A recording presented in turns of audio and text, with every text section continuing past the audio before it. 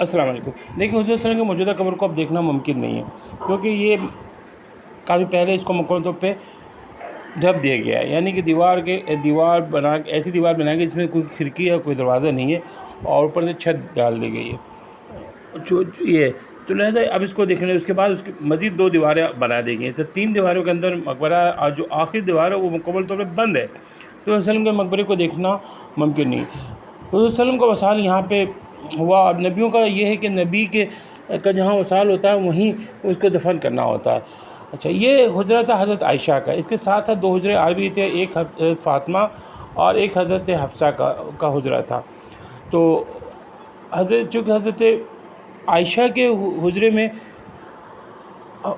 یہ رحمۃ اللہ عالمین کا انتقال ہوا تھا، لہذا وہیں دفن کرنا تھا، اس لیے حضور صلی اللہ علیہ وسلم کو وہاں دفن کیا گیا۔ اور حضرت عائشہ حضور صلی اللہ علیہ وسلم کے دفن کے بعد حضرت عائشہ وہیں پہ ایک بستر لگا کے سویا کرتی تھی۔ بعد میں خلیفہ اول حضرت ابوبکر، جو کہ حضرت عائشہ کے والد محترم تھے، ان کا انتقال ہو گیا۔ جب ان کا انتقال ہوا تو ان کی خواہش کے مطابق حضرت عائشہ نے ان کو یہاں دفن کرنے کی اجازت دے دی گئی۔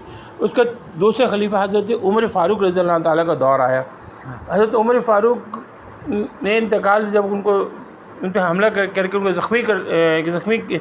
زخمی ہو گئے حملے کے دوران، اور ظاہر ہے کہ شہادت قریب تھی، تو انہوں نے حضرت اپنے بیٹے کو بھیج کر کے حضرت سے اجازت طلب کی، اور کہا کہ دیکھو بہت احترام سے کہنا اور کوئی زبردستی ہی نہیں، بہت احترام سے اور ایک درخواست انداز میں ان سے بات کر رہا ہے۔ جب حضرت عائشہ کے پاس حضرت عمر فاروق کا درخواست آیا تو حضرت عائشہ انکار نہ کر سکی، کیونکہ یہ جگہ وہ اپنے لیے رکھنا چاہتی تھی، یہاں خود دفن ہونا چاہتی تھی۔ ظاہر سے حضور صلی اللہ علیہ وسلم کے بعد ساری زندگی یہاں گزاری، تو وہ ان کو اس زمین سے بڑی انسیت تھی، یہیں دفن ہونا چاہتی تھی۔ لیکن اب حضرت عمر فاروق، جو کہ ان کے والد کو بھی عزیز تھے، ان کے والد کے بھی محترم یہ محبوب تھے، اور یہ محبوب کائنات اللہ کے محبوب حضرت محمد صلی اللہ علیہ وسلم کو بھی بہت محبوب تھے، اور جنہوں نے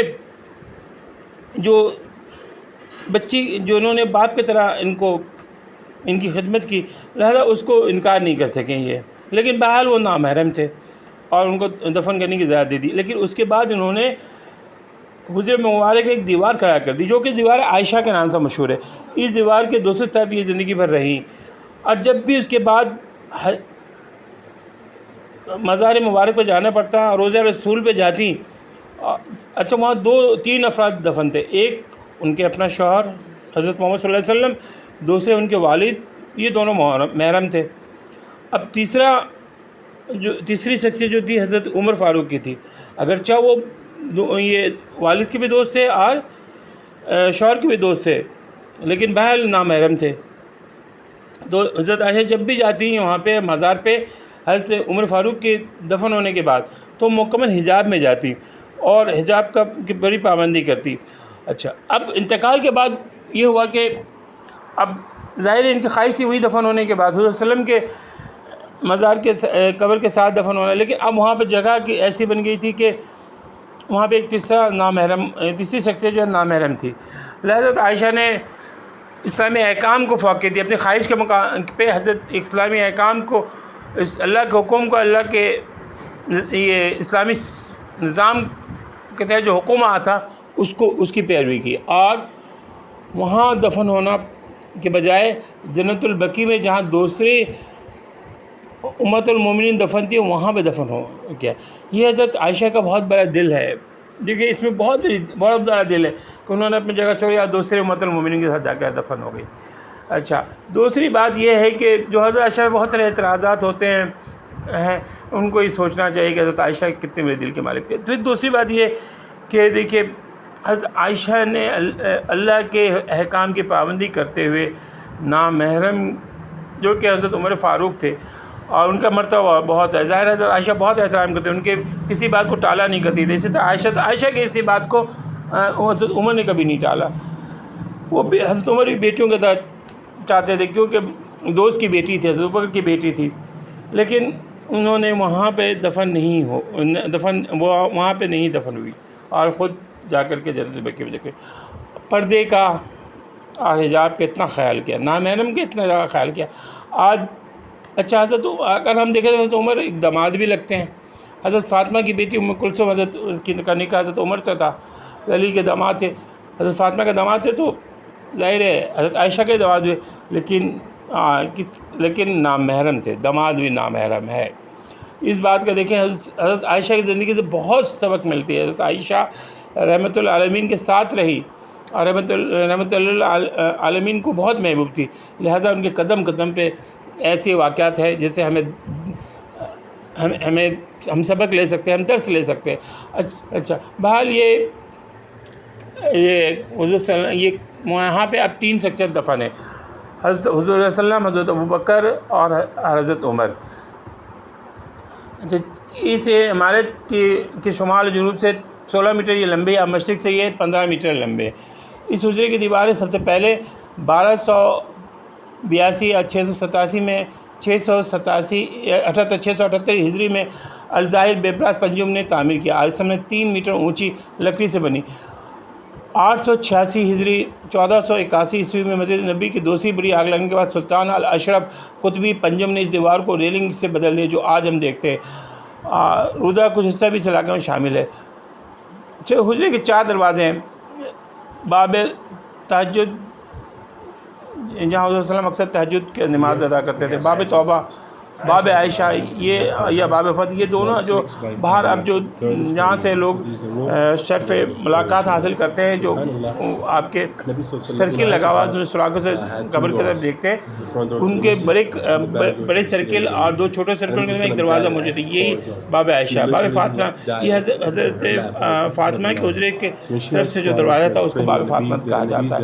اب حضرت عائشہ، حضرت حفصہ اور حضرت یہ فاطمہ، ان تینوں کا حجرہ جو ہے اب جو ہے یہ گنبد خضرا کے نیچے واقع ہے۔ اب اس کے بعد ہم آگے چلتے ہیں تو یہاں پہ ایک معاہدہ موجود ہے، یعنی مقدس ملاقات کا مقام، جو مقدس حجرے کے مشرق کی طرف واقع ہے۔ یہ وہ جگہ جہاں زائرین حجرے کے اندر دیکھ سکتے ہیں، رسول اللہ صلی اللہ علیہ وسلم اور آپ کے 2 ساتھیوں کو سلام کر سکتے ہیں۔ معاہدے میں 3 گول سوراخ ہے۔ پہلا سوراخ جو کہ معاہدے کے بائیں جانب واقع ہے، تینوں میں سب سے نمایاں ہے، سیدھے حضور صلی اللہ علیہ وسلم کی طرف واقع ہے۔ تھوڑا سا دائیں طرف بڑھیں، دوسرا سوراخ ابوبکر کا ہے، اور تیسرا سوراخ کا رخ حضرت عمر کی طرف ہے۔ پہلے سوراخ اور دوسرے سوراخ کے درمیان عائشہ کا دروازہ ہے، جسے افت کا دروازہ بھی کہا جاتا ہے، جو بند رہتا ہے۔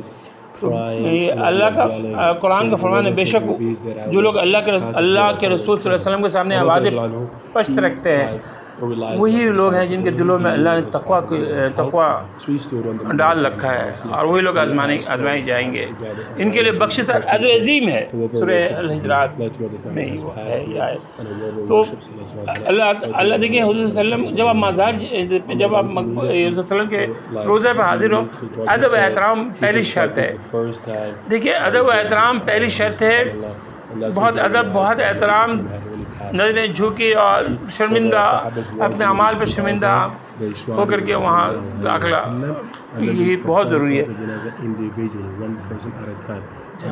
اب یہ مقدس ایوان جو مزاری 2 حصے میں مشہور، ایک حصہ باہر کا ہے جو کہ حضرت فاطمہ کا گھر تھا۔ اچھا اب اندرونی حصہ جو ہے وہ حضرت عائشہ کا حجرہ تھا۔ اب حضرت عائشہ کے حجرے میں وسلم دفن ہے، اور اس کو مکمل طور پہ بند کر دیا گیا، اس میں کوئی کھڑکی، کوئی دروازہ نہیں ہے، اور اس پہ چھت بھی ڈلا ہوا ہے۔ اس کے بعد ایک پینٹاگونل دیوار ہے، یعنی 5 کونے والا دیوار ہے، جو حضرت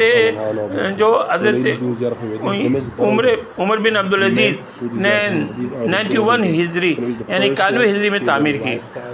اچھا یہ پینٹاگونل بھی اندر والا دیوار بھی حضرت عمر بن عبدالعزیز نے تعمیر کی تھی 91 ہجری میں، اور اس کو محفوظ بنانے کے لیے۔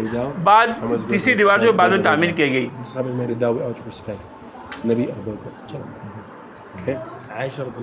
دیواروں کا پہلا سیٹ گھر کے ساتھ نبی صلی اللہ علیہ وسلم کے مدینہ ہجرت کے فوراً بعد بنایا گیا تھا۔ ان کی دیواروں کو 91 ہجری میں 91 ہجری 711 عیسوی میں عمر بن عبدالعزیز نے کعبے کے سیاہ پتھروں سے ملتے جلتے پتھروں سے تبدیل کیا. دیواروں کا دوسرا سیٹ بھی عمر بن عبدالعزیز نے بنایا. اس کی شکل پینٹاگونل ہے. اسے اس شکل میں بنایا گیا تھا تاکہ خانہ کعبہ سے مشابہ نہ ہو اور لوگوں کو اس طرف نماز پڑھنے سے روکا جا سکے. دیواروں کا تیسرا سیٹ جہاں سے غلاف کپڑا لٹکا ہوا ہے, جہاں کپڑا لٹکا ہوا ہے, یہ 886 ہجری 1481 عیسوی میں سلطان الاشرف قطبی نے پینٹاگونل دیوار کے گرد تعمیر کیا تھا. یہ پینٹاگونل ڈھانچے کو آگ میں نقصان پہنچنے کے بعد مضبوط بنانے کے لیے بنایا گیا تھا. یہ وہی دیوار جسے زائرین مواضع میں موجود سوراخوں سے دیکھتے ہیں. اندرونی چیمبر میں کوئی دروازہ یا کھڑکی نہیں ہے. یہ کسی کے لیے مکمل طور پر ناقابل رسائی ہے.